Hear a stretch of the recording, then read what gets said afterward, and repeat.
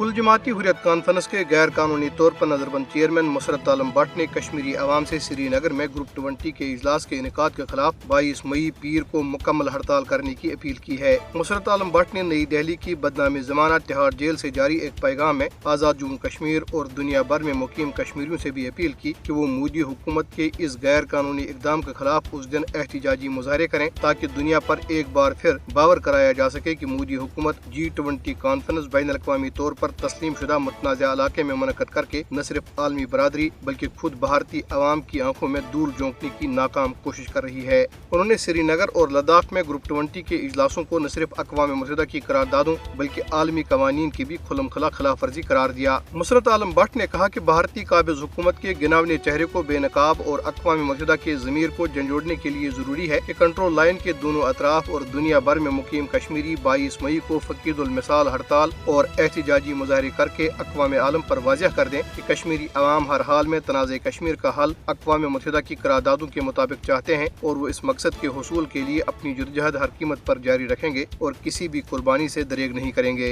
भारत के गैर कानूनी जेर कब्जा जम्मू कश्मीर में मोदी हुकूमत के जेर एहतमाम ग्रुप 20 के इजलास के खिलाफ कोटली यूनिवर्सिटी में तलबा ने जबरदस्त एहतिजाजी मुजाहरा किया और रैली निकाली। पासबान हुर्रियत जम्मू कश्मीर के जेर एहतमाम मुजाहरे और रैली में तलबा और तालिबात समेत प्रोफेसर्स और स्टाफ मेंबर्स ने शिरकत की। मुजाहिरीन ने हाथों में स्याह झंडे और बैनर्स और कतबे उठा रखे थे जिन पर ग्रुप 20 के ममालिक से मुतनाज़ा इलाके में इजलास का बाइकाट करने के मुतालबा दर्ज थे। जामिया कोटली के तलबा ने भारतीय गाजबो जम्मू कश्मीर छोड़ दो, हम छीन के लेंगे आज़ादी, भारत से लेंगे आज़ादी, बाइकाट बाइकाट G20 बाइकाट जैसे नारे बुलंद किए। इस मौके पे पासबान हुर्रियत के चेयरमैन उज़ैर अहमद गजाली ने कहा कि मुतनाज़ा रियासत जम्मू कश्मीर में एक काबिज मुल्क की मेजबानी में ग्रुप 20 का इजलास काबिल मजम्मत है। चीन ने सरकारी तौर पर ऐलान किया है कि वो भारत के गैर कानूनी तौर पर जेर कब्जा जम्मू कश्मीर में होने वाले ग्रुप 20 इजलास में शिरकत नहीं करेगा। गैर कानूनी तौर पर भारत के जेर कब्जा जम्मू कश्मीर में मीर वाइज उमर फारूक की सरबराही में कायम अवामी मजलिस अमल ने मीर वाइज मौलवी मोहम्मद फारूक और सानिया हवल में कश्मीरियों के कत्लेआम में मुलव्वस अनासिर को जल्द अज जल्द इंसाफ के कटहरे में लाने का मुतालबा दोहराया है।